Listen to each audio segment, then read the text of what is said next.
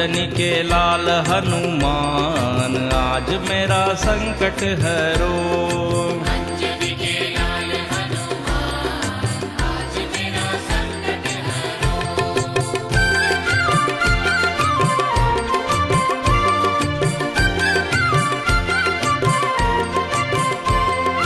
लंका में आग लगी हलचल मची है। लंका में आग लगी हलचल मची है। हलचल मची है देखो कुटिया बची है। हलचल मची है देखो कुटिया बची है। कुटिया पे लिखा राम नाम आज मेरा संकट हरो। कुटिया पे लिखा राम नाम आज मेरा संकट हरो। अंजनी के लाल हनुमान आज मेरा संकट हरो।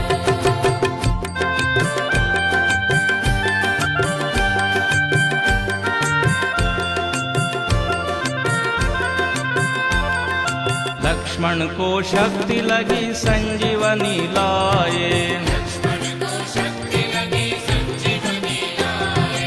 लाए पर्वत उठाए आज मेरा संकट हरो। लाए पर्वत उठाए आज मेरा संकट हरो। अंजनी के लाल हनुमान आज मेरा संकट हरो।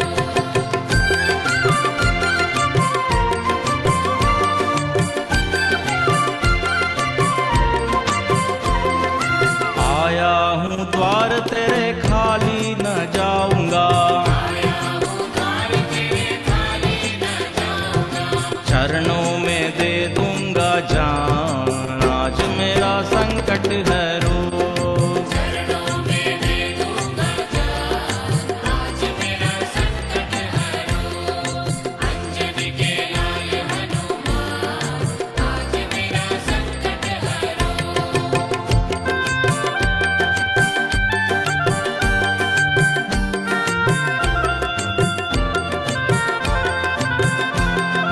तुलसीदास कहे भजो जय जय सिया रामा। तुलसीदास कहे भजो जय जय सिया रामा। बजरंगी बोलो जय जयकार आज मेरा संकट हरो। बजरंगी बोलो जय जयकार आज मेरा संकट हरो। अंजनी के लाल हनुमान आज मेरा संकट हरो। अंजनी के लाल हनुमान आज मेरा संकट हरो। अंजनी के लाल हनुमान आज मेरा संकट हरो। अंजनी के लाल हनुमान आज मेरा संकट हरो। अंजनी के लाल हनुमान आज मेरा संकट हरो। अंजनी के लाल हनुमान आज मेरा संकट हरो।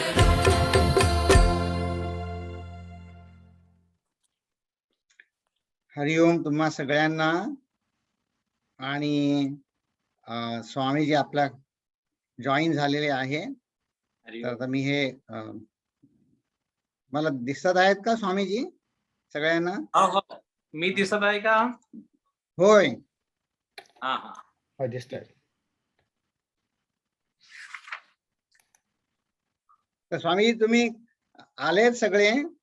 आपली वेळ पण झाली आहे तर तुम्ही म्हणजे आपण सुरू करा। अच्छा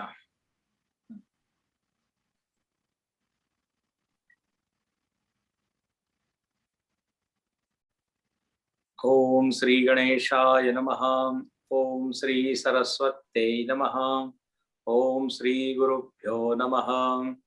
सदाशिवसमारम्भां शंकराचार्यमध्यमाम् अस्मदाचार्यपर्यन्तां वन्दे गुरुपरम्पराम्।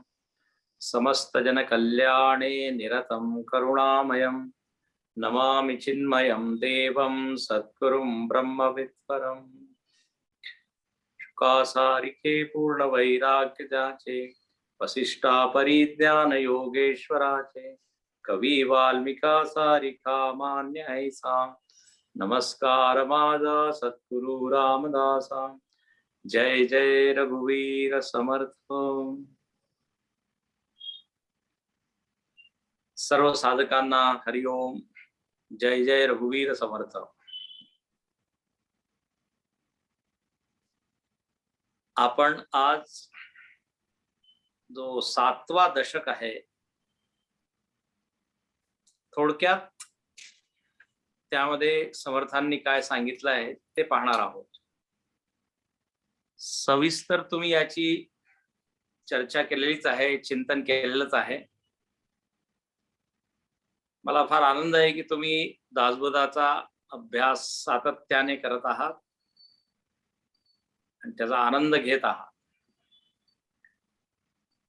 आता हा जो 7वा दशक आहे,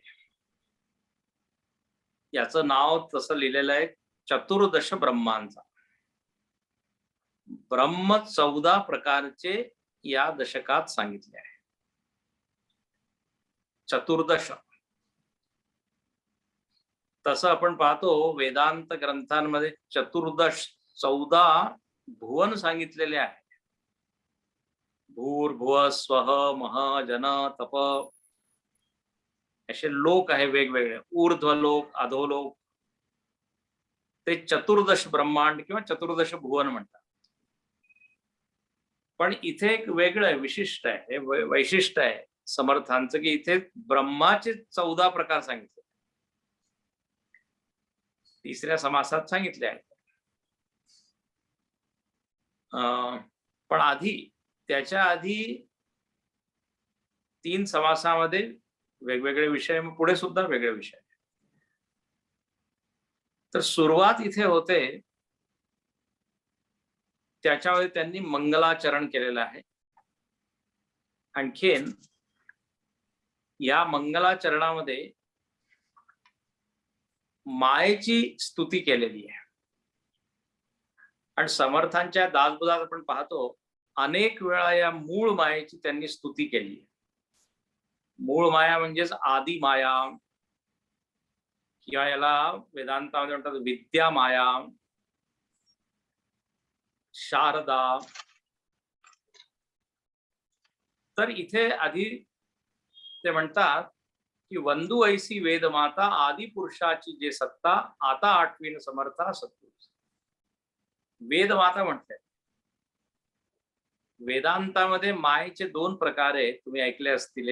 एक आहे विद्या माया आणि अविद्या माया. इथे म्हणतात की माया जरी सत्य नाहीये तरी ब्रह्माच्या आधाराने ती सत्य वाटते. जे मिथ्या म्हणताच गोई माईकपणे लागव. म्हणजे असं आहे, आपण जर म्हणतो की ही वस्तू मिथ्या आहे, पण मिथ्या म्हणण्यासाठी सुद्धा एक आधार लागतो. त्याच्याशिवाय मिथ्या वस्तू दिसत नाही, त्याचा अनुभव होत नाही.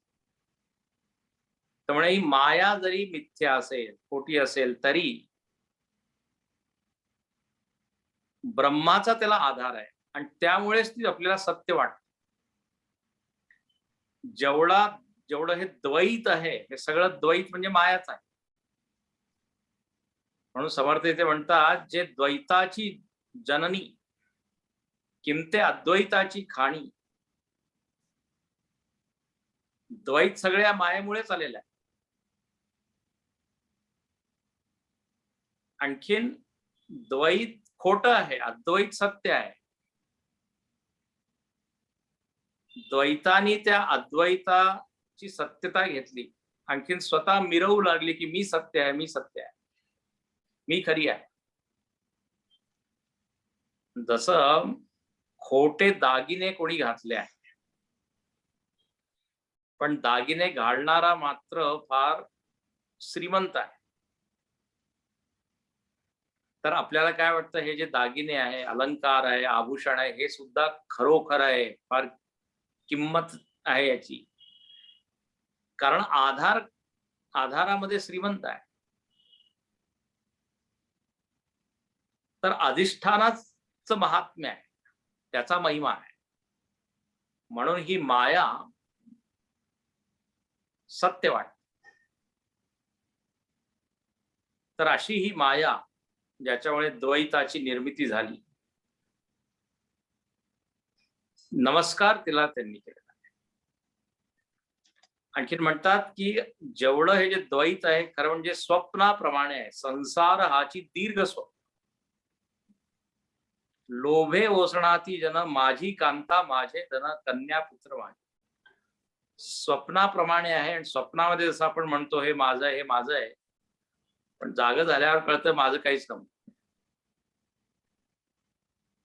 त्याचप्रमाणे जगाचं सत्य सुद्धा हेच आहे. तर इथे असं मंगलाचरण केलं आहे. आणखीन दुसरा मुद्दा जो मांडला आहे पहिल्या समासात तो म्हणजे मराठी भाषेचा. आता त्यावेळेस बहुतेक असं दिसतं की मराठीमध्ये जर काही सांगितलं गेलं किंवा ग्रंथ जर लिहिला तर त्याचा आदर होईल की नाही माहित नाही. असंच रामचरितमानस म्हणजे तुळशीदासांनी अवधी भाषेमध्ये रामायण लिहिलं. आता त्या काळी रामायण संस्कृत मध्ये होतं. अध्यात्म रामायण, वाल्मिकी रामायण वगैरे वगैरे. जवळजवळ 80-90 रामायण संस्कृत मध्येच आहे. पण त्यांनी प्राकृत भाषेमध्ये रामायण लिहिलं, अवधी भाषा.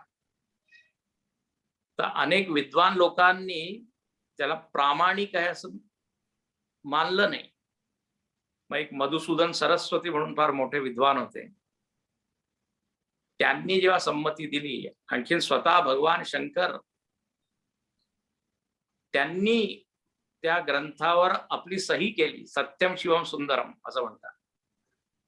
तो ग्रंथ काशी विश्वनाथ मंदिरामध्ये ठेवण्यात आला आणि त्याचे दार बंद केले गेले आणि सकाळी पाहिलं तर त्या ग्रंथावर शंकराची सही होती. तर हे मी उदाहरण देतो. त्याचप्रमाणे इकडे महाराष्ट्रात मराठी भाषेमध्ये जर ग्रंथ कोणी लिहिला असेल तर विद्वान लोक जे पंडित लोक आहेत त्यांना ते मान्य. म्हणून ते म्हणतात की एक म्हणती मराठे काय हे तो भल्यासी ऐकून आहे. हे चांगले लोकांनी, जे चांगले लोक आहेत त्यांनी मराठीमध्ये लिहिलेला ग्रंथ ऐकून आहे असं जे कोणी म्हणत आहे, समर्थ म्हणतात ते मूर्ख आहे. हे पहा असं आहे, आता तुम्ही याच्यावर खूप विचार केला आहे मला माहित आहे. भाषा जी आहे एक माध्यम आहे. भाषा एक वाहन आहे, साधन आहे. मला माझे विचार जर तुमच्यापर्यंत पोहोचवायचे असतील तर मला त्याच भाषेचा उपयोग करावा लागेल जी भाषा तुम्हाला येते. आता तुम्हाला फ्रेंच येते आणि मी उर्दू मध्ये जर बोललो तर काय फायदा. तुम्हाला अरबी भाषा येते आणि मी मराठीमध्ये बोललो तर काय फायदा. तर भाषा तर एक काय, भाषेमुळे त्या ज्ञानामध्ये काही फरक होत. भाषा म्हणजे एक पात्र आहे किंवा वाहन आहे. म्हणून इथे फार त्यांनी भरपूर लिहिलेलं आहे आणि त्यांनी समजवण्याचा प्रयत्न केला आहे की वेदांत, सिद्धांत मराठीमध्ये जर प्राकृत भाषेमध्ये किंवा आपली मातृभाषेमध्ये जर लिहिलेलं आहे तर त्यांनी सुद्धा ज्ञान आपल्याला होऊ शकतं.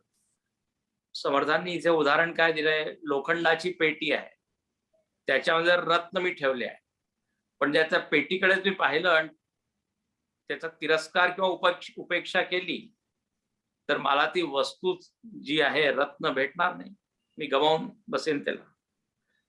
तर त्याचं वरचं हे नका पाहू, टरफळ किंवा आवरण. भाषेमध्ये काय लिहिलेलं आहे ते पहा. तर असं इथे त्यांनी खूप सांगितलेलं आहे. आणखीन याप्रमाणे या समासाची काय सुरुवात केलेली आहे, म्हणजे या दशकाची. आता ज्ञानेश्वरी सुद्धा प्राकृत भाषेमध्येच आहे, पण तिचा सुद्धा किती आदर आहे. त्याचप्रमाणे इथे ते म्हणतात भाषा पालटे काही अर्थ वाया जात नाही. अर्थ वाया जात नाही, भाषा तुम्ही कोणची प्रयोग करा. आता गुरुदेवांनी पहा इंग्रजी मधून प्रवचन केले, इंग्रजी भाषेत पुस्तकं लिहिली. आता त्यांचा सुद्धा आधी विरोध झालाच.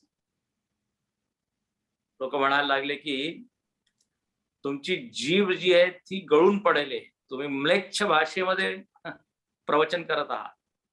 उपनिषद आणि गीता इंग्रजीमध्ये शिकवणं म्हणजे महापाप, असं त्यांचं म्हणणं होतं. पण हळूहळू तेच गुरुदेवांच्या चरणी आले. त्यांनी शरणागती पत्करली. कारण ज्ञानाची काही भाषा नाहीये. आता जर दक्षिणामूर्ती स्तोत्र जर तुम्ही पाहिलं तर तिथे तर मौन व्याख्या प्रकटित परब्रह्म तत्वम युवान, मौन भाषेमध्ये संवाद चालू. शब्दाशिवाय ज्ञान दिलंय. मुद्रेने, ज्ञान मुद्रया असं म्हणतात, चिन्मुद्रया. मौन म्हणजे अगदी थोडक्यात असे इथला अर्थ असतो. अगदी कमी शब्दात त्यांनी ज्ञान दिलंय. तर भाषेचं एवढं महत्व नाहीये असं इथे त्यांनी. आणि मग त्यांनी विषयाला सुरुवात केली आहे. दुसरा जो समास आहे त्याच्यामध्ये त्यांनी ब्रह्माचं निरूपण केलेलं आहे. आता ब्रह्मतत्वाचं निरूपण इतक्या वेळा आलेलं आहे या पूर्ण दासबोधामध्ये. प्रत्येक दशकामध्ये कुठून हा विषय आलेलाच आहे. आता ब्रह्म म्हणजे काय, आदित्य म्हणतात की ब्रह्म निर्गुण निराकार, ब्रह्म निसंग निर्विकार. ब्रह्माचे सगळे लक्षण आहे तुम्ही ऐकले असतील. व्यापक आहे, शाश्वत आहे, नित्य आहे. आता ब्रह्म वस्तू अशी आहे की वर्णन भरपूर आहे ब्रह्माचं, पण दिसत काहीच नाही. ब्रह्म दृष्टीस दिसेना, ब्रह्म मूर्खासी असेना, ब्रह्म साधू विण येना अनुभवास. आता ब्रह्माची एवढी स्तुती केलेली आहे, अनंत आहे, निर्गुण, निर्विकार, निराकार वगैरे वगैरे.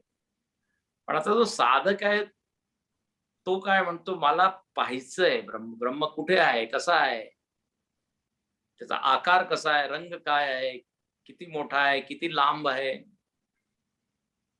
तर इथे म्हणतात ते काहीच आम्ही सांगू शकत नाही. हे पहा, आपल्याला असं हे असे प्रश्न काय येतात, मला ब्रह्म असा म्हणजे दिसला पाहिजे, त्याचा आकार काय. याचं कारण म्हणजे आपली जी बुद्धी आहे ती आकार वासनेनी काय पूर्णपणे त्याला सवय झालेली आहे असं म्हणा. आकार विशिष्ट अशी बुद्धी झालेली.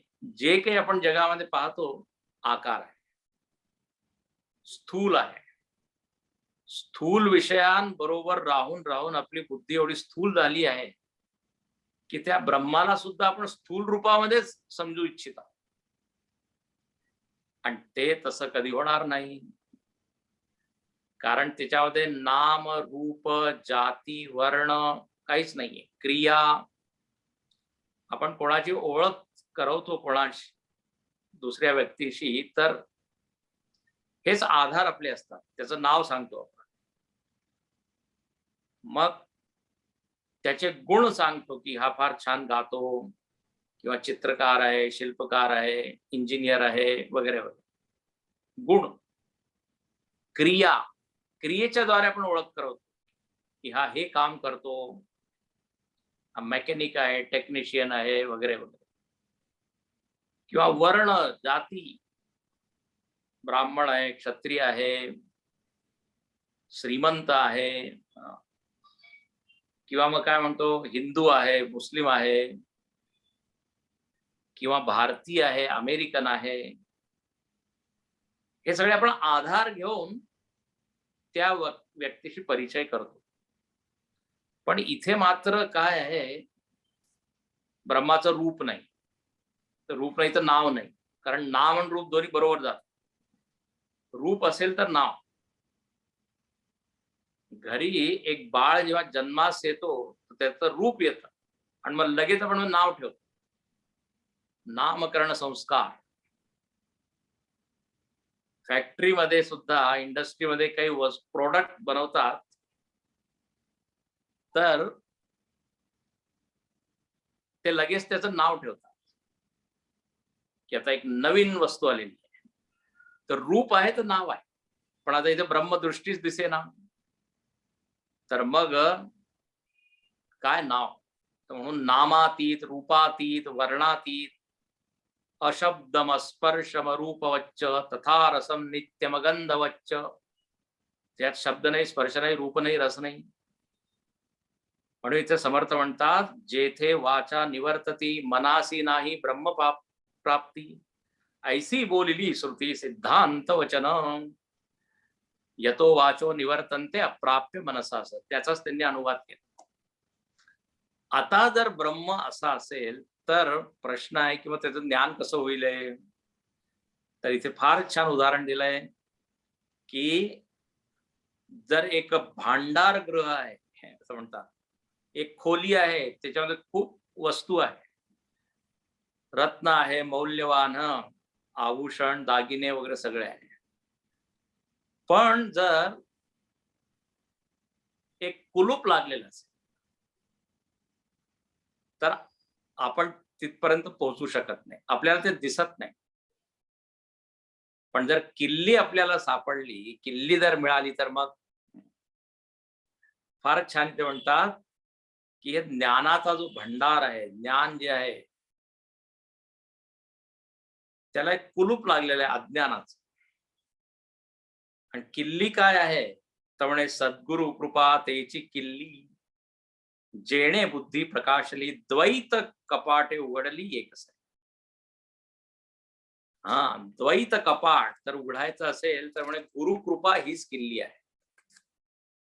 आता गुरुला एवढ्या उपमा दिलेल्या वेगवेगळ्या, गुरुच नौका आहे, गुरुच दिवा आहे, इथे म्हणतात किल्ली आहे. तर सद्गुरूंची कृपा जर आपल्याला मिळाली तर ब्रह्माबद्दल आपल्या मनामधील ज्या शंका आहे, भ्रम आहे, संशय आहे, त्या सगळ्या दूर होतात. म्हणून सद्गुरूचा महिमा तर खूप तुम्ही ऐकला आहे. जोपर्यंत आपल्याला कोणी सांगत नाही, शिकवत नाही, तोपर्यंत हे ज्ञान कधीच कोणाला मिळत नाही. हे ज्ञान असे अगदी गुप्त आहे.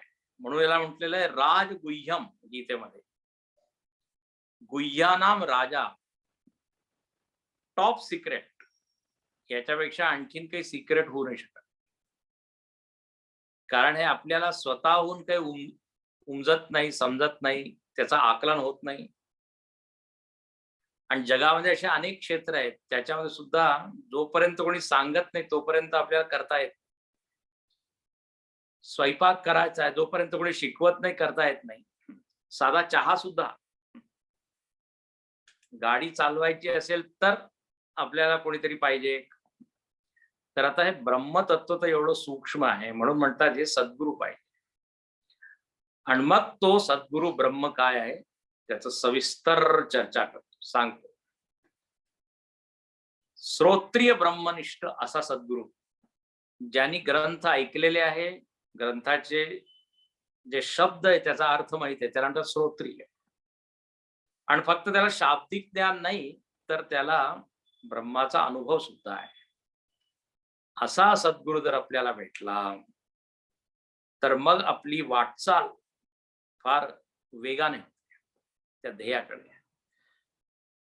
आता इथे पुढे तिसऱ्या समासामध्ये त्याच ब्रह्माचं वर्णन केलेलं आहे. भूमिका आधी इथे त्यांनी लिहिली आहे दुसऱ्या समासात. तिसऱ्या समासात म्हणतात की आता 14 ब्रह्मांची लक्षणे जाणीजे तैसी. 14 ब्रह्म. आता कोणी म्हणेल ब्रह्म तर एक आहे, 14 कुठून आले? 14 कशी काय? समर्थ सुद्धा म्हणतात की ब्रह्म एकच आहे. पण काय आहे, वेगवेगळ्या संदर्भातून, वेगवेगळ्या बाजूने त्याचं निरूपण केलेलं आहे. म्हणून ब्रह्माचे 14 प्रकार आपल्याला दिसतात. आपण कुठून पाहत आहोत, कसं पाहत आहोत, त्याप्रमाणे त्या ब्रह्माचं एक एक नाव दिले. एकच वस्तू आहे, वेगवेगळ्या बाजूने जर पाहिलं तर वेगवेगळे आपल्याला दृश्य दिसतं. एकच वस्तूचे अनेक नावं होऊन जातात. संदर्भ जर आपण बदलला, त्याची उपाधी बदलली. आता मी उदाहरण देतो. पाणी आहे, पाणी. आता पाण्याचे किती प्रकार आहे पहा. एकच पाण्याचे वेगवेगळे नाव आहे. जेव्हा पाणी वरून खाली पडतं त्याला आपण म्हणतो पाऊस, आणि खालून वर जेव्हा जातं तेव्हा त्याला म्हणतात फाउंटेन, कारंज आहे ना. वर खालून वर पाणीच आहे. एका पाण्याला आपण धबधबा म्हणतो. डोंगरावरून जेव्हा ते पाणी पडतं धबधबा, आणि तेच पाणी जेव्हा असं प्रवाहमान होतं त्याला नदी म्हणतो. गंमत आहे. आणि तेच पाणी जेव्हा समुद्रामध्ये मिळतं समुद्र होऊन जातं. तेच पाणी जर एका ठिकाणी स्थिरावलं तर त्याला आपण म्हणतो तळ किंवा तलाव. आता बघ किती झाले पाण्याचे प्रकार. त्याच पाण्याला आपण विहीर सुद्धा म्हणतो.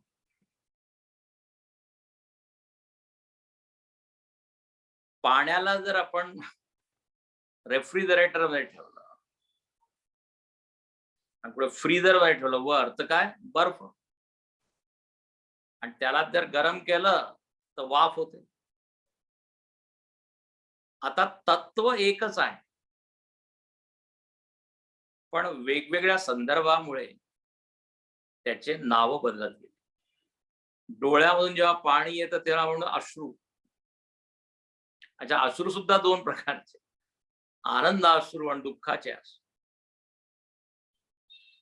मंदिरामध्ये जेव्हा आपण जातो आणि गुरुजी आपल्याला असं पाणी देतात त्या पळीने, तर आपण त्याला पाणी नाही म्हणत, काय म्हणतो त्याला तीर्थ. तेव्हा किती प्रकार आहे. त्याचप्रमाणे इथे म्हणतात ब्रह्माला वेगवेगळ्या दृष्टीने जर आपण पाहिलं तर असे 14 प्रकार आपल्याला दिसतील. आता ते तुम्ही सगळं म्हणजे वाचलं असेल, मी फक्त संकेत करतो. शब्द ब्रह्म पहिलं म्हणजे शब्द ब्रह्म, आणि त्याचं निरूपण स्वतः समर्थांनी केलेलंच आहे. आधी फक्त नाव दिलेलं आहे, मग त्याचं विस्तार. म्हणे नुसतं या ब्रह्माबद्दल जर कोणी शब्द बोलत आहे, शब्द पांडित्य आहे, तर मग शब्द ब्रह्म आहे. त्याच ब्रह्माला गीतेमध्ये एकाक्षर ब्रह्म म्हटलेलं आहे. ओम इत्येकाक्षरम ब्रह्म व्याहरन् माम अनुस्मर. एकाक्षर ओम, त्याला म्हणतात ब्रह्म. अच्छा, श्रुतीने याला खम ब्रह्म म्हटलेलं आहे. आकाश, खम म्हणजे आकाश. तर आकाश ब्रह्म, आकाश हेच ब्रह्म आहे. ब्रह्मच जणू काही आकाशाच्या रूपात प्रकट झाला. आकाश म्हणजे स्पेस, अवकाश, पोकळी. आता चौथं काय, म्हणजे सर्व ब्रह्म. सर्वम ब्रह्ममयम रे रे सर्वम ब्रह्ममयम. जे काही आहे ते ब्रह्मच आहे. तर आता कोणी सिद्ध आहे तो सगळीकडे ब्रह्म पाहत आहे, नुसतं तो मूर्तीमध्ये किंवा मंदिरात नाही पाहत.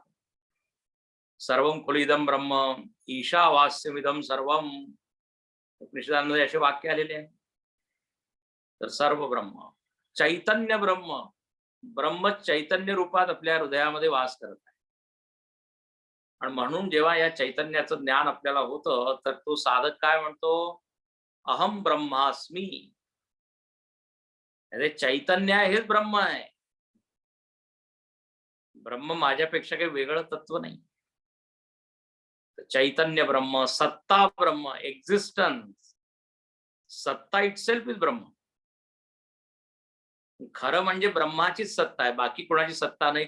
त्याच्यावर आता मी जर सांगितलं द्वैत जग नुसतं एक आभास आहे, खरी सत्ता ब्रह्माचीच आहे. म्हणून आपण म्हणतो सत चित आनंद. सत अस्तित्व, अस्तित्व संपूर्ण जगामध्ये व्याप्त आहे. मातीच्या कणामध्ये सुद्धा अस्तित्व आहे. म्हणून आपण म्हणतो मातीचं कण आहे, डोंगर आहे, नदी आहे, झाड आहे, सगळं आहे आहे आहे. ते जे आहे हेच ब्रह्म आहे. याप्रमाणे इथे खूप छान वर्णन केलेलं आहे. त्यानंतर म्हणतात आनंद ब्रह्म आहे. आनंदम ब्रह्मेति व्यजानात.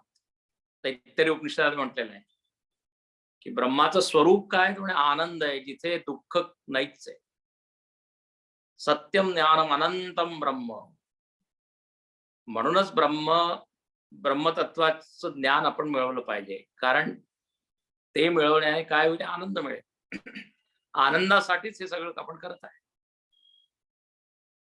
तर आपण जे करत आहोत हे दुःखासाठी नाही, ब्रह्मप्राप्तीसाठी. आणि ब्रह्मप्राप्तीने काय होईल, म्हणे आनंद. ब्रह्मानंदम परम सुखदम केवलम ज्ञानमूर्ती. सद्गुरूंचं वर्णन केलेलं ब्रह्मानंद. गुरुजी छान म्हणतात, म्हणे सध्या आपल्याला ब्रह्मानंद मिळत नाही, तर आपण सिनेमा आनंदच घेत असतो, मिठाई आनंद घेत असतो, विषय आनंद घेत असतो. म्हणून पंचदशीमध्ये आनंदावरच 5 अध्याय लिहिलेले आहे. विषयानंद, योगानंद वगैरे वगैरे. तर जोपर्यंत ब्रह्मानंद मिळत नाही, ते अखंडानंदजी महाराज छान म्हणतात, एक आहे नंबर 1 चा आनंद आणि एक आहे नंबर 2 चा आनंद. तर विषयाचा आनंद म्हणजे डुप्लिकेट आनंद, खोटा आनंद. जोपर्यंत खरं मिळत नाही, खोट्यानेच तहान भागवत. पण इथे म्हणतात आनंदम ब्रह्म. मग निर्गुण ब्रह्म, त्याचे काही गुणच नाहीये, गुण दोषाच्या पलीकडे आहे. निर्दोषम ही समम ब्रह्म. गुणदोष मनामध्ये भरपूर आहे. चांगले गुण आहे, वाईट दोष आहे. 16व्या अध्यायामध्ये त्याची पूर्ण एक मोजणी केलेली. जवळजवळ 26 गुण सांगितलेले आहे आणि मग दुर्गुण सांगितलेले आहे. पण तुम्ही कधी असं पाहिलेलं आहे का, आत्माचे गुण आणखीन दोष हे कधी तुमच्या वाचण्यात आले आहे का? आत्म्याचं स्वरूप आहे सच्चिदानंद वगैरे वगैरे, पण गुण नाही. गुण एक अशी वस्तू आहे, ती येते जाते, पण स्वभाव नेहमी एकच असतो. स्वभाव आणि गुणामध्ये फरक आहे. सच्चित आनंद आत्म्याचा गुण नाहीये, आत्म्याचा स्वभाव आहे, स्वरूप आहे. जे नेहमी राहतं त्याला म्हणतात स्वरूप किंवा स्वभाव. अहेयम अनुपादेयम संस्कृत याला म्हणतात. तसं साखरेचा स्वभाव आहे गोडवा, तो गोडवा कधीच नष्ट होत नाही, नाश पावत नाही. तुम्ही त्याला पावडर केली त्या साखरेला तरी गोडवा आहे, पाण्यामध्ये साखर टाकली तरी साखर गोडच आहे. तर त्याचा स्वभाव आहे. त्याचप्रमाणे ब्रह्माचा स्वभाव काय आहे, तर म्हणजे आनंद, पण त्यामध्ये गुण काही नाही. तर असे वेगवेगळे नावं दिलेले आहे. एकाच ब्रह्माचं चिंतन वेगवेगळ्या ढंगाने केले. आता इथे असं म्हटलेलं आहे अनिर्वाच्य ब्रह्म. अनिर्वाच्य ब्रह्म म्हणजे ज्याचं निर्वचन होऊ शकत नाही. निर्वचन आपण शब्दाच्या द्वारे करत असतो, आणि आत्ताच आपण पाहिलं तर शब्दाच्या पलीकडे आहे, तर अनिर्वचनीय आहे. याच्यामध्ये आपलं वेदांतामध्ये मायेला सुद्धा अनिर्वचनीय म्हणतात. पण माया आणखीन ब्रह्म यामध्ये दोन्ही अनिर्वचनीय आहे, पण एक खोटी आहे आणि एक खरं आहे, हा मोठा फरक आहे. तर अनिर्वचनीय, त्याचं रूप नाही, गुण नाही, तर कसं वर्णन करू शकतो? याप्रमाणे इथे हे 14 जे ब्रह्म आहे त्याचं वर्णन केलेलं आहे. आता मी सगळ्यांचं सांगत नाही, वेळ लागेल त्याला. असो ऐसे जे शाश्वत ब्रह्म, जेथे नाही माया ब्रह्म. आणि याप्रमाणे ब्रह्म जे आहे शाश्वत आहे, आणखीन जो अनुभव करणारा आहे, अनुभवी, तोच त्याचं वर्म जाणतो, रहस्य जाणतो. एकच ब्रह्म निर्गुण आहे, सगुण आहे, साकार आहे, निराकार आहे, सर्व आहे, सर्वातीत आहे, अरूप आहे, रूप आहे. म्हणून विष्णू सहस्रनामामध्ये भगवंताचे नाव असे विरोधी दिलेले आहे, म्हणजे तू शब्दाती आहे, शब्दाच्या पलीकडे आहे, आणि शब्दसह, शब्दातिग शब्दसह दोन्ही तूच आहे. याप्रमाणे इथे ब्रह्माचं सविस्तर वर्णन केलं. चौथ्या समासामध्ये विमल ब्रह्म निरूपण. इथे ब्रह्माबद्दल सांगितलंय की ब्रह्म कसं आहे, तर म्हणे आकाशाप्रमाणे, अगदी विमल. आकाशामध्ये किती पाऊस पडला तरी आकाश ओलं होत नाही, किती माती घाण त्याच्यामध्ये उडाली तरी काही आकाश स्वच्छच राहतं. असंगोहम असंगो. आणि ते म्हणतात की विमळ ब्रह्मच या ब्रह्मांडामध्ये कालवलेला आहे, असं इथे म्हणतात. फार छान शब्द दिलेला आहे. ब्रह्म ब्रह्मांडी कालवले, पदार्थासी व्यापून ठे. एकही पदार्थ असा नाहीये जिथे ब्रह्म नाहीये.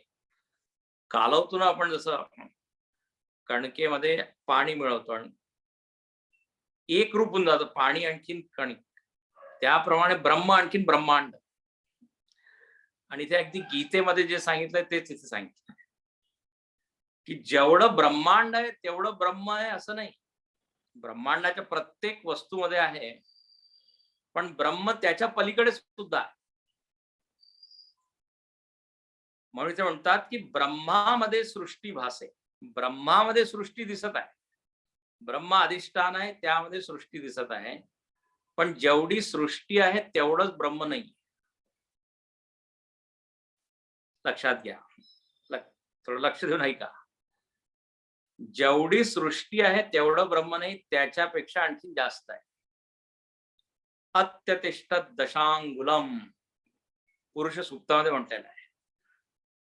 10 बोट जास्त आहे असं वर्णन केलेलं आहे की जेवढं जग आहे ना त्यापेक्षा थोडं आणखीन मोठं. म्हणून गीतेमध्ये 10व्या अध्यायामध्ये भगवंत म्हणतात एकांशेन स्थितो जगत. पूर्ण जग माझ्यामध्ये स्थित आहे, पण एकांशामध्ये. म्हणजे हे जग भगवंताचा एक अंश आहे, एक अवयव. जसं पूर्ण शरीराचं बोट फक्त एक अंश आहे, त्याप्रमाणे ब्रह्माचा एक अंश काय आहे, तर म्हणे जग आहे. आणि गुरुदेव फार गंमत करायचे. ते म्हणायचे त्या देवाला माहित सुद्धा नाही की जग नावाची काही वस्तू आहे. कुठे कोपऱ्यात आहे, म्हणजे तुझा अनंत आहे, त्या अनंत परमात्म्यामध्ये एका कोपऱ्यात जग आहे, अंश आहे, तो अंशी आहे. तर ब्रह्मामध्ये सृष्टी भासे. अच्छा, आपल्याला काय वाटतं सृष्टीमध्ये ब्रह्म आहे, पण खरं म्हणजे ब्रह्मामध्ये सृष्टी आहे. आत्म्यामध्ये शरीर आहे की शरीरामध्ये आत्मा आहे, फार गूढ विषय आहे. आपल्याला काय वाटतं शरीरामध्ये आत्मा आहे, शरीरामध्ये चैतन्य आहे, पण उलट आहे. चैतन्यामध्ये शरीर आहे, चैतन्यावर शरीर भासत आहे. जसं माझ्यामध्ये स्वप्न दिसतं, मी स्वप्नात नाहीये, माझ्यामध्ये स्वप्न आहे. पण स्वप्नामध्ये आपल्याला काय वाटतं की मी स्वप्नात आहे, मी रडत आहे किंवा हसत आहे, आणि आपण खाडकन उठतो त्या स्वप्नावरून की अरे मी कुठे गेलोय, कुठे पोहोचलो. तर मला वाटतं की मी स्वप्नामध्ये आहे, पण जागा झाल्यावर कळतं नाही नाही स्वप्न माझ्यामध्ये. त्याचप्रमाणे इथे म्हणतात की ब्रह्मामध्ये सृष्टी आहे, कारण सगळ्यात सूक्ष्म ब्रह्म आहे. पृथ्वी आहे, मग त्याच्यापेक्षा सूक्ष्म पाणी आहे, मग अग्नी, मग वायू, मग आकाश, त्यापेक्षा इथे सगळं वर्णन केलेलं आहे. म्हणून असं आहे विमळ ब्रह्म, असंग ब्रह्म. संपूर्ण जग त्याच्यामध्ये आहे, पण जगाचा काहीच परिणाम त्याच्यावर होतो. आकाशाप्रमाणे आकाश आणखीन ब्रह्म हे फार सारखे आहे. म्हणजे सगळे लक्षण जे ब्रह्माचे ते आकाशामध्ये लागू होतात. निराकार आहे, असंग आहे, अधिष्ठान आहे. हे पहा ना, आकाशामध्येच पृथ्वी, सूर्य, चंद्र, ग्रह सगळे आकाशामध्ये फिरत आहे. आकाश इज सबस्ट्रॅटा, हा बेस आहे, आधार आहे. त्याचप्रमाणे ब्रह्म आकाशाचाही आधार आहे. तर ब्रह्माचं लक्षण याच्यामध्ये आकाशामध्ये आधार देणं. पण एक फरक आहे, आकाश जड आहे, ब्रह्म चैतन्य. हा फरक आहे. वन इज लिव्हिंग थिंग, एक आहे जिवंत. ब्रह्म म्हणजे जिवंत चैतन्य आहे. आकाश जड आहे, पण अनेक लक्षण आहे. म्हणून इथे या समासामध्ये त्यांनी अशी उपमा दिलेली आहे. मग पुढच्या समासात विषय आहे द्वैत. जरी आपण किती म्हटलं की एक अद्वैत आहे, एक ब्रह्म आहे, तरी लोक काय म्हणतात, अरे हे जग दिसत आहे, तू वेगळा आहे, मी वेगळा आहे, हे वेगळं, सगळं वेगवेगळं आहे. तर अद्वैत सत्य कसं आहे? तर म्हणे, जरी तुम्हाला द्वैत दिसत असेल तरी जे दिसतं तर नसतं ना, म्हणून जग फसतं. इथे म्हणतात की तुम्ही कल्पना करा. हे फार छान इथे वर्णन केलं. आपल्याला द्वैताची कल्पना आहे की सगळं वेगवेगळं वेगवेगळं. इथे म्हणतात जर तुम्हाला अद्वैत पर्यंत पोहोचायचं असेल तर द्वैताचं निरसन करा. द्वैतापासून कुठे पोहोचा? अद्वैता. आता हे कसं आपण करू शकतो? तर इथे म्हणतात पहा, फारच छान. अद्वैत कल्पिते शुद्ध, द्वैत कल्पिते अशुद्ध. हे जे द्वैत आहे ना, इथे समर्थ म्हणतात ही कल्पना आहे, चुकीची समज आहे, चुकीचा समज. जसं तुम्ही या डोळ्यामध्ये बोट टाकलं, आणखीन जर चंद्राकडे पाहिलं तर तुम्हाला दोन चंद्र दिसतात. पण दोन असतात का तिथे? नसतात. त्याचं निरसन कसं होईल त्या दुसऱ्या चंद्राचं? तर म्हणजे जेव्हा तुम्ही बोट काढून घ्या. त्याचप्रमाणे अज्ञान जर आपण काढलं तर आपल्याला अद्वैत दिसतं. पण इथे काय म्हणतात, एकदम तुम्हाला अद्वैत कळत नसेल तर कल्पना करा, मी ब्रह्म आहे, हा मी आनंद रूप आहे, अशी कल्पना करा. अद्वैताची कल्पना. अखंडानंदजी महाराज म्हणतात की तुम्ही खोटच म्हणा की मी ब्रह्म आहे, मी ब्रह्म आहे. तुम्हाला सत्यापर्यंत ही कल्पना नाही. हे पाहता मी एक उदाहरण देतो. आपण मूर्तीमध्ये देवाला पाहतो, ठीक आहे ना, ही सुद्धा एक कल्पना आहे बरं का, की मूर्तीच देव आहे, ही आधी कल्पना आहे. पण जर आपण ही कल्पना केली आणि त्याची पूजा केली, त्याच्यामध्ये भगवत बुद्धी ठेवली, जरी दगड देव नाहीये, पण ही कल्पना मला त्या देवापर्यंत नेणारी आहे. म्हणून ही कल्पना शुद्ध आहे असं समर्थ म्हणतात. जर मी तिथे त्या मूर्तीमध्ये देवाला मानलं तर हळूहळू माझं मन शुद्ध होईल, आणखीन तो देव सगळीकडे दिसेल.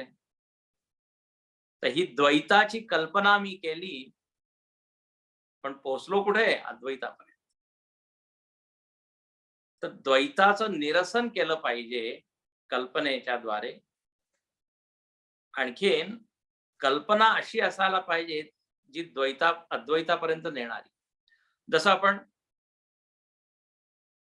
एक मनुष्य आहे, त्याला म्हणतो हा गुरु आहे, आता ही कल्पना आहे. आणि गुरु नाही, आता भगवंत आहे, आता ही कल्पना मी केली, या देव आहे. ही कल्पना अद्वैत कल्पना इथे म्हणतात. आणि ही कल्पना शुद्ध आहे, चांगली आहे, म्हणून ही मला त्या तत्वापर्यंत नेते. जर कल्पनाच करायची असेल तर म्हणजे चांगली कल्पना करा. एक मानस पूजा असते, मानस पूजा, त्याच्यामध्ये मनानेच मी देवाला अर्पण करतो. ते गुरुजी छान म्हणतात की जर तुम्हाला मानसिक पूजाच करायची असेल, कल्पनेनेच तुम्हाला देवाला काही व्हायचं असेल तर छान छान सगळं व्हा. देवाला मी 1 कोटी दक्षिणा देत आहे, देवाला पंचपक्वान्नाचा नैवेद्य मी देत आहे, मनानेच करायचं आहे. तर चांगली कल्पना केली तर म्हणे ही जी वाईट कल्पना आहे, जी चुकीची कल्पना आहे, मी शरीर आहे, जीव आहे, ही कल्पना नष्ट होते. म्हणून द्वैताची ही जी वृत्ती आहे, ही अद्वैताच्या कल्पनेच्या द्वारे तुम्ही काय करू शकता, बाजूला करू शकता, असं इथे म्हणतात. पुढच्या समासात त्यांनी 6व्या समासात बद्ध आणि मुक्त याचं वर्णन केलेलं आहे. आता बद्ध आणखीन मुक्त खरं म्हणजे शरीराचं नाव नाही असं त्यांनी सिद्ध केलेलं आहे. बद्ध आणखीन मुक्त ही माझी स्वतःबद्दल एक समज आहे.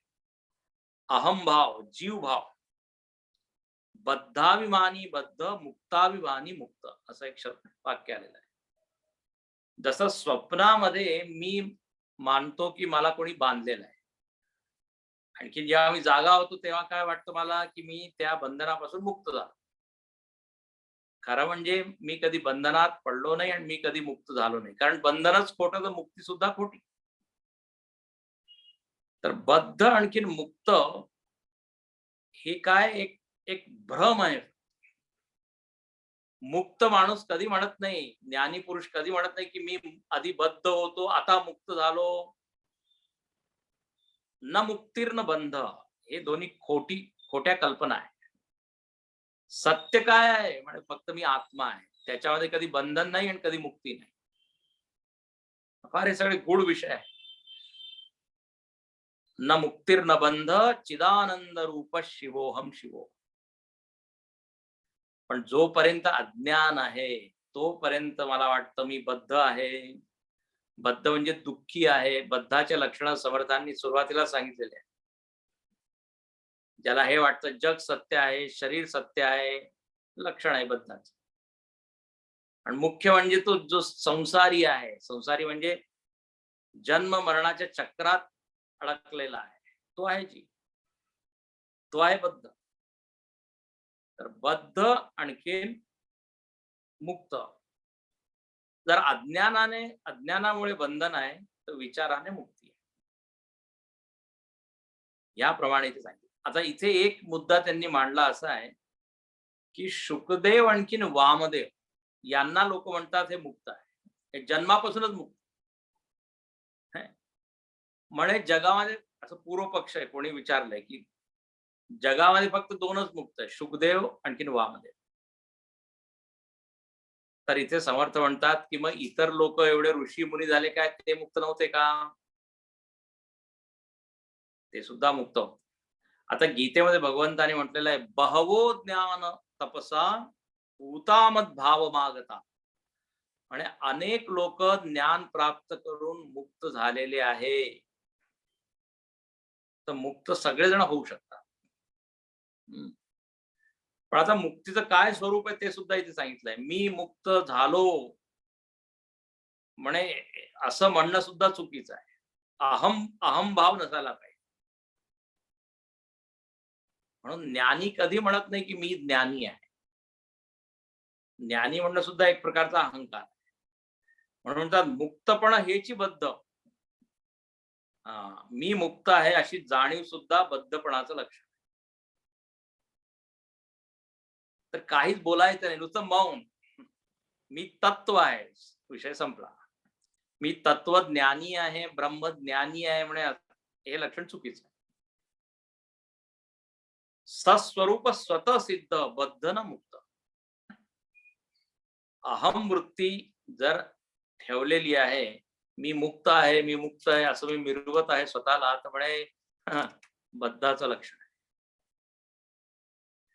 तत्वज्ञाता परमशुद्ध तयासी नाही मुक्तबद्ध.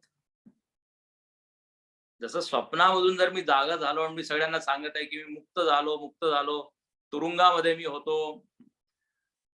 मूर्खपण आहे ना. तुरुंगात नव्हतोच, पण उगीच झोपलो होतो म्हणून मला कळलं नाही. स्वप्नीबद्ध मुक्त झाला तो जागृतीच नाही आला, कैचा कोण काय झाला काही कळे. समर्थाने सुद्धा हे उदाहरण दिले. आणि मग म्हणतात की जर अशी ही स्थिती तुम्हाला मिळवायची असेल तर म्हणे तुम्ही काय करा, साधन करा. म्हणून साधन प्रतिष्ठा निरूपण. आणि इथे या पूर्ण समासाचं सार फक्त एकच आहे, तो म्हणजे तुम्ही अहंकार सोडा. अहम सोडल्याबरोबर मी तत्व होतो. या अहंकारामुळे मी तत्वापासून काय परावृत्त झालो. जसे घटाकाश आहे, त्या घटाच्या आकारामुळे ते जे आकाश आहे ते काय परिच्छिन्न झालं, सीमित झालं, मर्यादित झालं. तर त्या घटाची जे आकार आहे तो जर मी तोडला तर घटाकाशच काय महाकाश. तर घटाकाश म्हणजे आपल्याला स्वतःला मर्यादित करणे. इथे परत परत ते हेच म्हणतात की तुम्ही काय करा, विवेक करा, आणखीन अहमभाव ओसरा. एकाने इंग्रजीमध्ये छान म्हटलं, कोणीतरी विचारलं की I want happiness, I want happiness. तर आता मी काय केलं पाहिजे, मला आनंद पाहिजे, आय वॉन्ट हॅपीनेस. तर त्या संतांनी उत्तर दिलं, आय वॉन्टला तुम्ही ड्रॉप करा, तर हॅपीनेस तिथे जा. आय वॉन्ट मुळे जो आनंद आहे तो मी गमावून बसतो. आय वॉन्ट म्हणजे परत अहमभाव. अहंकारामुळे जे अनंत व्यापक तत्व आहे ते मर्यादित होतं, अशुद्ध होऊन जातं, स्थळ काळामध्ये आपल्याला दिसायला लागतं. अहम वृत्ती आली की मर्यादा झाली. म्हणून इथे म्हणतात, जर तुम्हाला परब्रह्म समजायचं असेल तर काय करा, म्हणून विवेक धरावा, ज्ञाने प्रपंच करावा, सारावा, ज्ञाने प्रपंच सारावा, आणखीन अहम भाव ओसरावा, परी तो वो सरेना. परब्रह्म ते अद्वैत, कल्पितातच उठे द्वैत. वृत्ती आली की द्वैत आला. म्हणून इथे म्हणतात, इथे साधन काय आहे तर म्हणे प्रयत्न करा अहमभाव सोडण्याचा. आणि इथे चतुश्लोकी भागवताचा त्यांनी उल्लेख केलेला आहे. ब्रह्मदेवाला काय झालं, ब्रह्मदेव फार छान भागवतामध्ये प्रसंग आलेला आहे. ब्रह्मदेव म्हणतात नारायण भगवंताला की तुम्ही मला असा उपदेश करा ज्याच्यामुळे माझा अहंकार गळून पडेल. कारण मी जेव्हा सृष्टी बनवतो तर मला असा अभिमान येतो की मी फार मोठा आहे, बनवणारा आहे. आता ब्रह्मदेवा सुद्धा म्हणजे सावध आहे. आपण तर एवढीशी गोष्ट बनवतो तर एवढा अहंकार येतो, एवढी पूर्ण जग बनवत आहे. पण त्यांना माहित आहे जर अभिमान किंवा अहंकार आला तर पतन निश्चित आहे. म्हणून ते म्हणतात की मला तुम्ही सांगा काय उपाय आहे. तर तिथे विष्णू भगवंतानी चतुश्लोकी भागवताचा उपदेश केला आहे. 4 श्लोक. अहमेवासमेवाग्रे नान्यद्यत् सदसत्परम पश्चादहं यदेतच्च यो वशिष्येत सोऽस्म्यहम्. तिथे नारायण भगवान म्हणतात की पहा, या जगाच्या आधी मीच आहे, जगामध्ये सुद्धा मीच आहे, नंतर सुद्धा मीच राहील,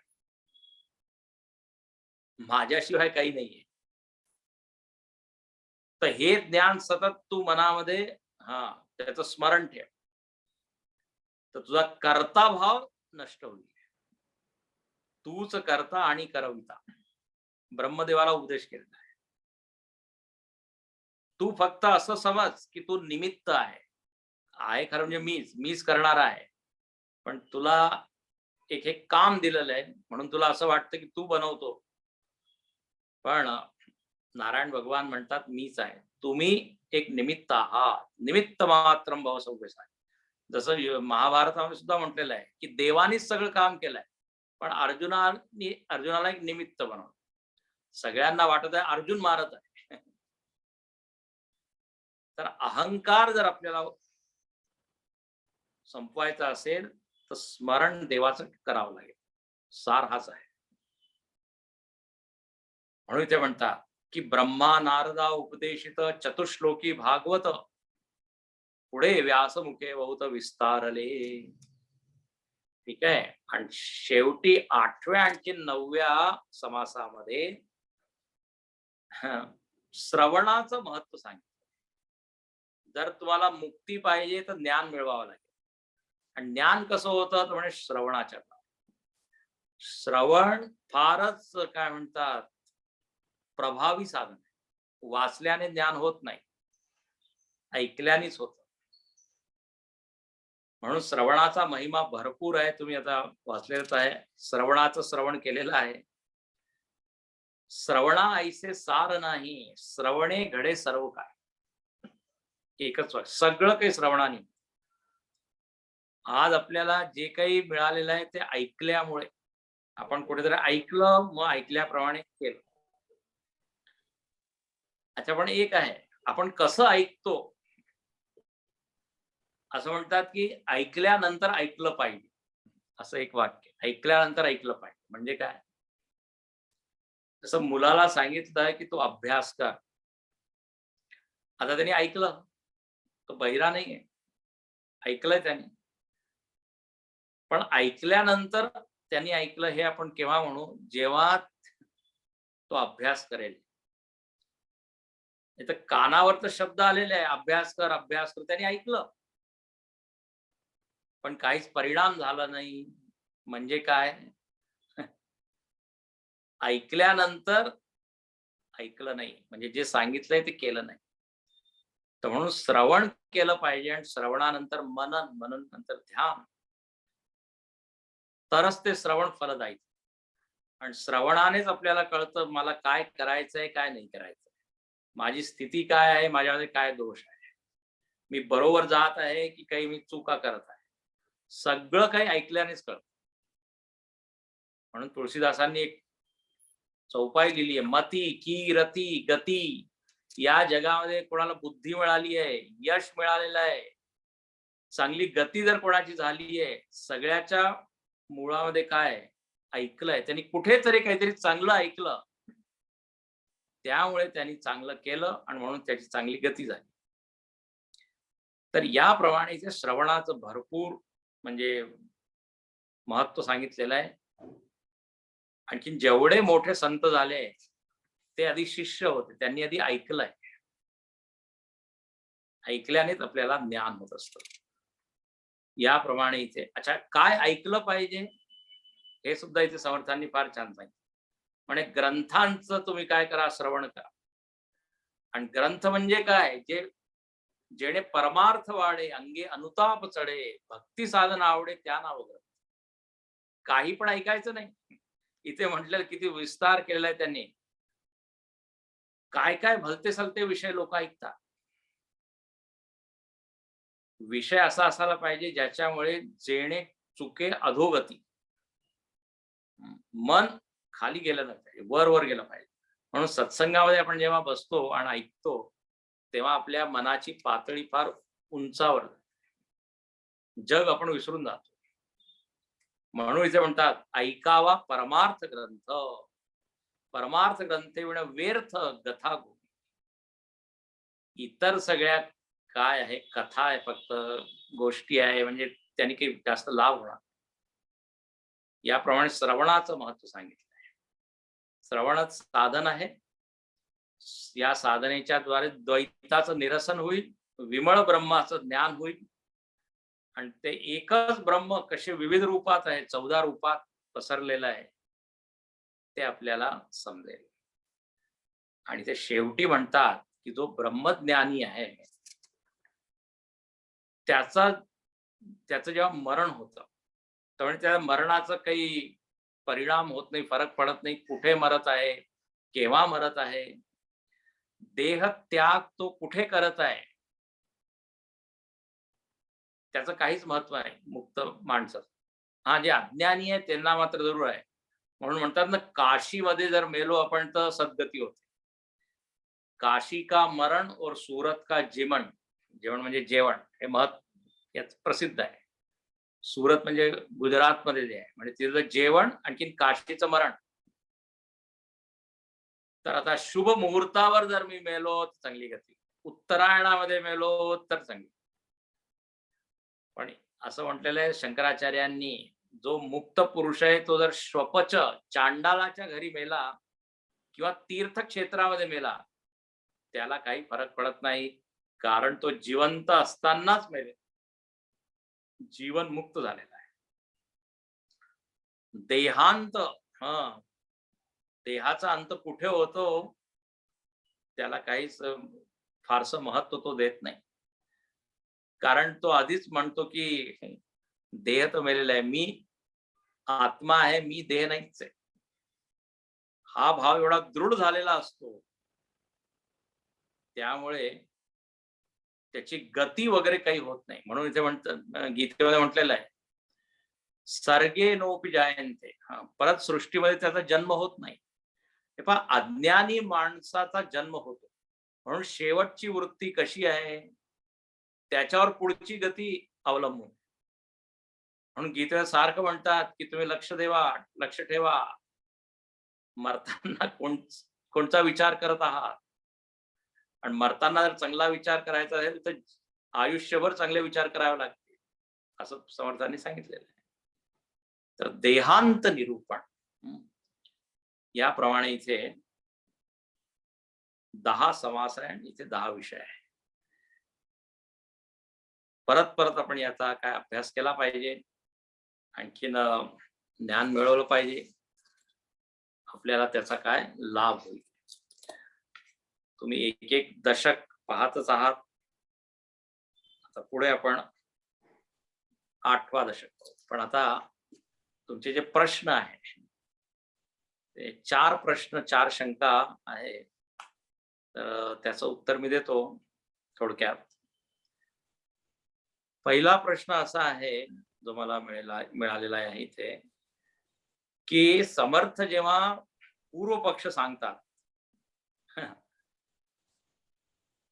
तेव्हा असं वाटतं की पूर्व पक्षच खरा आहे, आणखी सिद्धांत चुकीचा आहे असं वाटतं. तर म्हणे हे आता ही माझी जी समजूत आहे ही कशी बदलाल.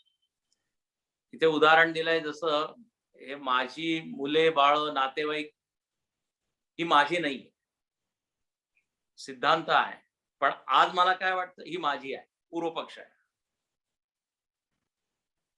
तर आता ही समजूत कशी बदला, म्हणजे पूर्व पक्ष चुकीचा आहे, सिद्धांत सत्य आहे, हे कसं जाणार. थोडक्यात म्हणजे याचं उत्तर असं आहे की आज आपण या अज्ञानामध्ये आहे, त्यामुळे जे काही चुकीचं आहे ना तेच आपल्याला सत्य वाटतं. आता वेदांताचं किंवा दासबोधाचं आपण जेव्हा श्रवण करतो तर एक गंमतच होते, जे आजपर्यंत मी मानलं आहे त्याच्या विरुद्धच सगळं सांगतात. आजपर्यंत मी काय मानलोय की जगत सत्य आहे, पण सगळे वेदांत काढतात खोटं आहे, खोटं आहे. आपण आपला बर्थडे साजरा करतो, हॅपी बर्थडे, पण आपले शास्त्र काय म्हणतात, तुमचा जन्मच झालेला नाही, सिद्धांत तर हे, सत्य ते आहे. तर पूर्व पक्ष आपल्याला सत्य वाटतं याचं कारण जन्म जन्मांतरापासून आपण या अज्ञानामध्येच वावरत आहोत. म्हणून एकदम आपल्याला अचानक जे सिद्धांत आहे ते सत्य वाटत. आता माझे नातेवाईक हे माझे आहे आपण असं म्हणतो, पण गुरुदेव म्हणायचे की हे मुलं जे आहे ना, मुलं आहे, मुली आहे, जे पण आहे, they don't belong to you, they have come through you, असं ते म्हणायचे. ते तुमचे नाहीये, तुमच्याद्वारे, तुमच्या माध्यमातून ते आलेले आहे. आता हे सत्य आहे, पण इतकं सोपं नाही पचवणं आहे. याच्यावर एक गोष्ट तुम्हाला सांगतो, भागवतामध्ये आलेली एक गोष्ट, चित्रकेतू नावाच्या राजाची. त्या राजाला एकुलता एक मुलगा होता आणि तो दुर्दैवाने मेला. आता तो राजा रडत आहे,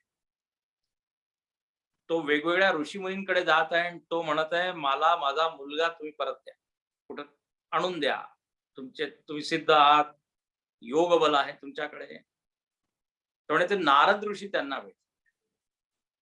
नारदांना त्यांनी सांगितलं की माझा मुलगा मेलाय, मला परत तो पाहिजे, तुम्ही आणून द्या. आता नारद म्हणाले ठीक आहे. नारद ऋषी त्या मुलाकडे गेले, म्हणजे आता तो दुसऱ्या योनीमध्ये होता, दुसऱ्या शरीरामध्ये होता, तो जो जीव, तो इथे आधी मुलगा होता, त्याला सांगितलं की तुझे वडील तुला परत बोलवत आहे. तुझे वडील तुझ्याशी फार प्रेम करतात, म्हणून तुला परत बोलवत आहे. त्यांची इच्छा आहे परत तू जावे. आता तो मुलगा काय म्हणतो लक्ष देऊ नाही का? तो म्हणतो, कोणत्या जन्माचे वडील मला बोलवत आहे? माझे एवढे वडील झालेले हजारो, कोणत्या जन्माचे? आता पाय कठीण आहे हे समजणं, पण काय आहे हे सत्य आहे. म्हणून असं म्हणतात की तुम्ही माझं माझं म्हणा जरूर, पण अंतःकरणामध्ये मनामध्ये सतत ठेवा की भगवंतानी मला याची सेवा करण्यासाठी दिलेलं आहे. असं सत्य. इथे काहीच आपल्या बरोबर तर जाणार नाहीये आणि नातं किंवा संबंध नेहमीच टिकणारे तर नाही.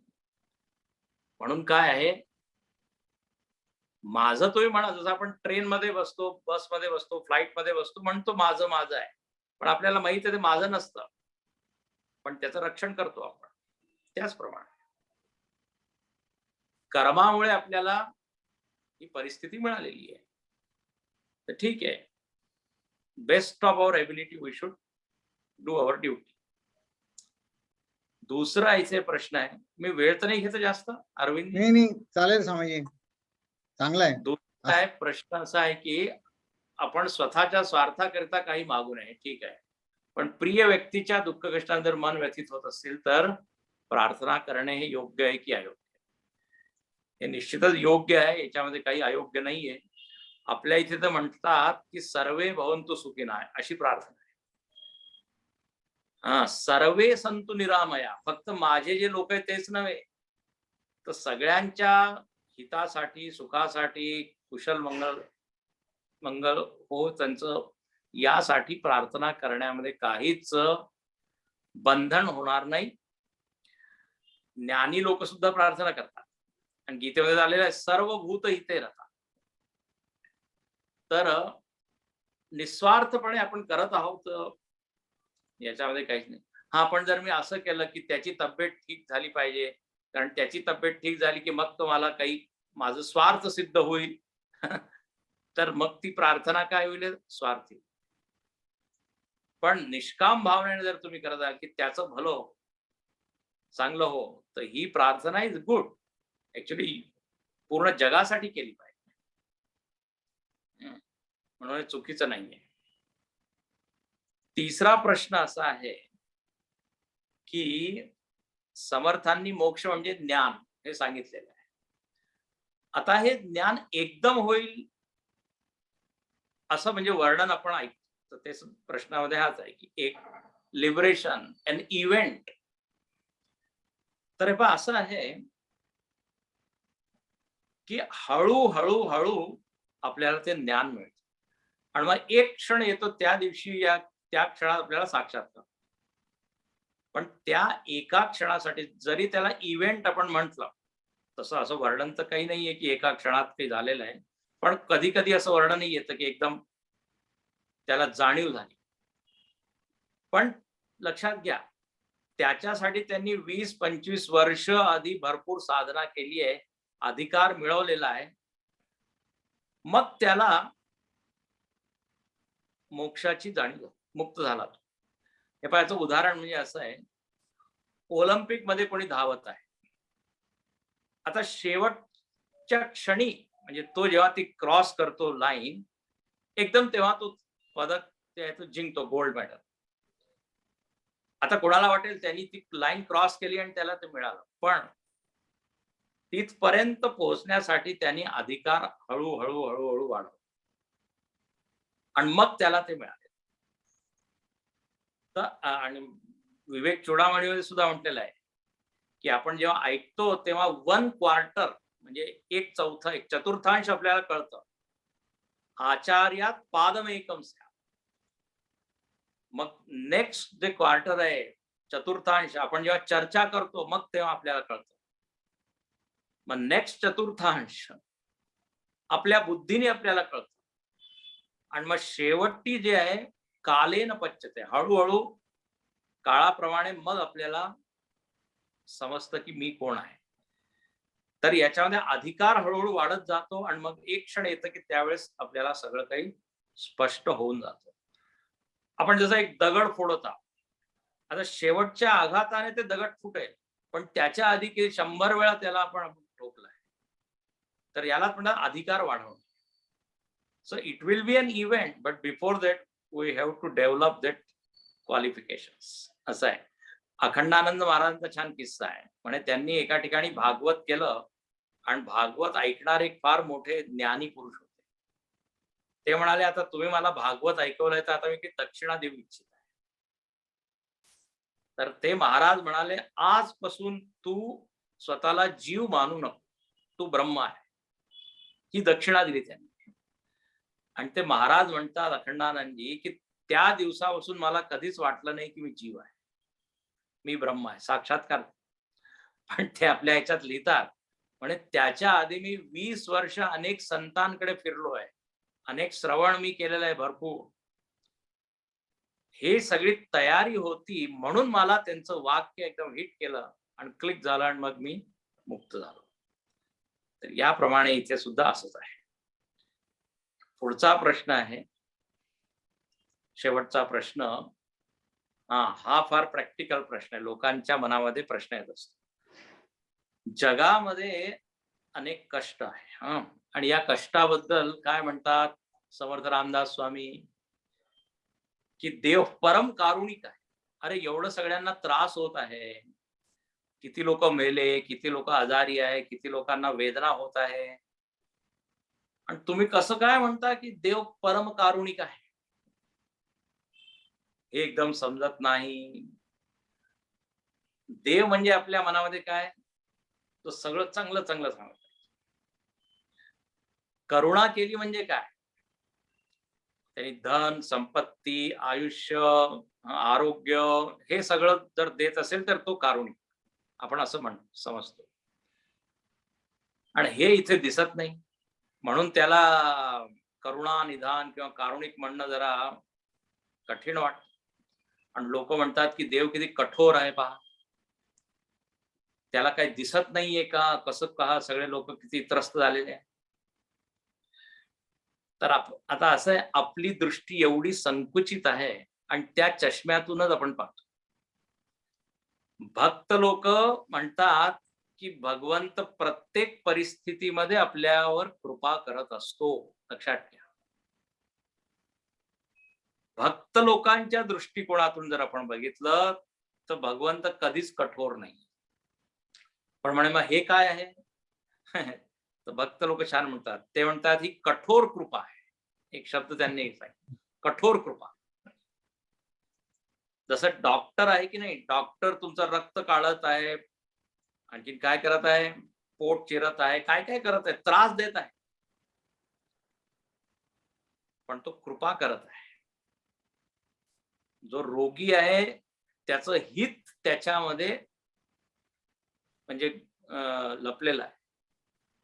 पण आता दिसतं असं की तो फारच कठोर आहे, किती त्रास देत आहे. आता कडू औषध देत आहे म्हणून तो कारुणिक नाही, गोड औषध जर देत असेल तर कारुणिक आहे. अशी जर परिभाषा आपण दिली तर चुकीचं. तर आता असं आहे की जगामध्ये सगळे लोक हे कोविडमुळे त्रस्त आहे, आणखीन किती लोक आपला जीव गमावून बसले आहे. तर आपण हे आपल्या हातामध्ये नाही. एकतर याच्यामध्ये काय हित आहे ते आपल्याला दिसत नाही, पण त्याच्यामध्ये जरूर हित आहे. जसं पहा, अहल्याला गौतम ऋषींनी जेव्हा शाप दिला तेव्हा अहल्या काय म्हणते, आता शाप म्हणजे आपल्याला वाटतं देव किती कठोर आहे, पण ती तिथे म्हणते, मुनी शाप जो दीना अति भल कीना परम अनुग्रहमय माना. म्हणजे तू शाप दिला फार बरं, त्याच्यामुळे मला भगवंताचं दर्शन झालं. अगदी असंच आहे. हे सत्य पचवणं जरा कठीण आहे, पण काय या कठीण परिस्थितीमध्ये सुद्धा काही ना काही चांगलं आपल्याला पुढे या जगाला मिळणार. हे समष्टी कर्मामुळे सगळं झालेलं आहे, देवाचा याच्यात काही दोष नाही. आपलेच कर्म आहे त्यामुळे आपण भोगत आहे. आणि याच्यामधून काय चांगलं निघेल. आता बरंच काही काही चांगलं झालेलं आहे कोविडमध्ये सुद्धा. लोक आपल्या घरामध्ये आहेत, आपल्या सगळ्या घराच्या लोकांबरोबर राहत आहे, नाही तर भेटच होत नव्हती. असे अनेक अनेक आहे. तर ही कठोर कृपा आहे. तो कारुणिकच आहे. जेव्हा आपल्याला पटेल पटेल, पण हेच सत्य आहे. डॉक्टराचं उदाहरण तुम्ही लक्षात ठेवा. इतर अनेक उदाहरणं आहेत जिच्या ब्लेसिंग्स इन डिस्गाईज असं म्हणतात ना. जर ती दृष्टी तेवढी सूक्ष्म झाली आणि शुद्ध झाली तर ते आपल्याला कळतं. ठीक आहे, इथेच आपण थांबू आता. अरविंदजी हरिओम करू शकतो, पूर्णावधम करायचंय. हा, तर स्वामीजी बर का 21 दिवसाच्या दौऱ्यानंतर कालच आले नाशिकला परत. ते म्हणतात सतत बॅक टू बॅक त्यांचे प्रवचन, सकाळ संध्याकाळ. भारतामध्ये प्रवास पण तसा जिकिरीचा असतो, पण आपल्यासाठी स्वामीजींनी वेळ दिला. स्वामीजी, मी सगळ्यांतर्फे आपले पुष्कळ पुष्कळ आभार मानतो आणि कृपा चाहतो तुमची की संबंध दशकभर आम्हाला पुढचे पण आपण प्रार्थना करतो तुमच्यापाशी. धन्यवाद. अजून एक संदर्भ स्वामी 2 मिनिटं कोणाला आणखीन आता काही विचारायचं असेल तर विचारू शकतात का? 1 मिनिट. हा, जरूर जरूर जरूर. हा, तुम्ही अनम्यूट करा आणि विचारा. हा, शिल्पा बोला. नमस्कार स्वामीजी. हा, नमस्कार. आपल्याला शतशः प्रणाम, खूप खूप धन्यवाद. मला एक प्रश्न होता की आपण जेव्हा जगन मिथ्या असं म्हणतो तर रोजच्या व्यवहारामध्ये दृश्याचं निरसन करण्यासाठी काय करायला पाहिजे? दृश्याच्या मिथ्यत्वाचं निरसन करण्यासाठी काय करायला पाहिजे? एक तर आहे की हे जे दृश्य आहे, अनेक वेळा आपल्याला जसं वाटतं की हे इतकं सुख देईल किंवा हे मिळाल्यावर मला सगळी तृप्ती होऊन जाईल, असं काही नाहीये. हे मनामध्ये आधीच असं ठासून आपल्याला विचार केला पाहिजे. जेवढं आपण महत्व देतो, अति महत्व, आणि त्याच्यामुळे मग काय ते मिळालं नाही की दुःखी होतो, मिळालं तर अति आनंद होतो. तर आपलं जे बॅलन्स आपण जे गमावून बसतो, आधीच जर हे विचार केला की इज ओके, म्हणजे ठीक आहे, मला माझं कर्तव्य करायचं, जे मला मिळेल ते त्याच्यामध्ये समाधान मिळवायचंय, अति महत्व द्यायचं नाही. एक तर हे आहे, त्याने थोडीशी त्याची म्हणजे शिथिल होईल. अति सत्यबुद्धी ठेवल्याने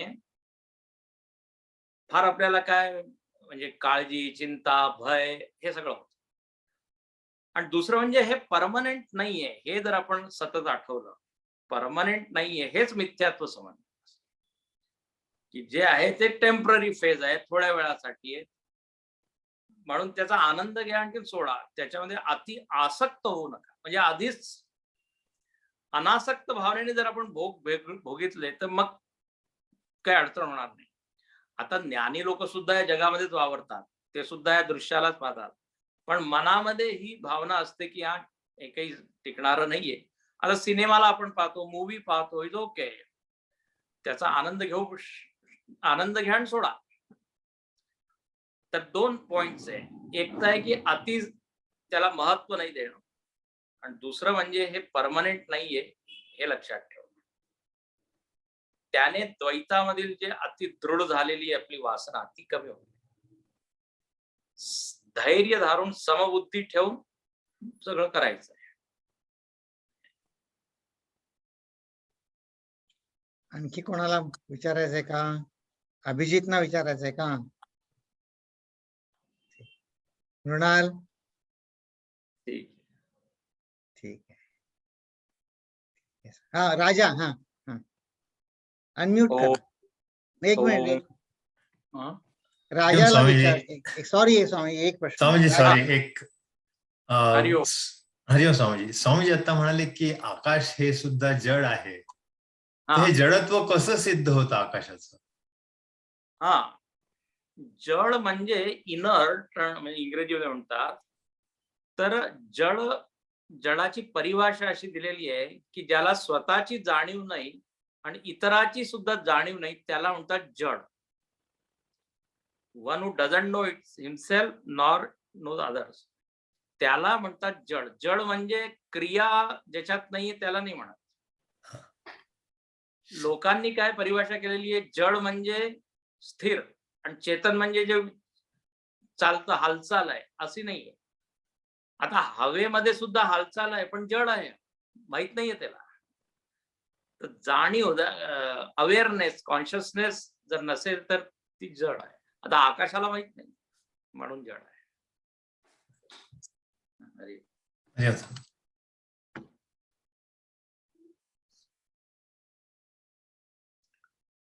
पूर्णोदम करायचा. हरि ओम. हो.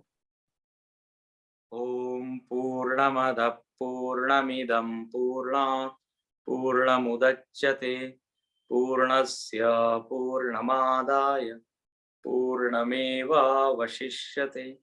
ओम शांति शांति शांति. हरि ओम. श्री गुरुभ्यो नमः. हरि ओम. मिहिर, तुम्ही रेकॉर्डिंग स्टॉप करू शकता.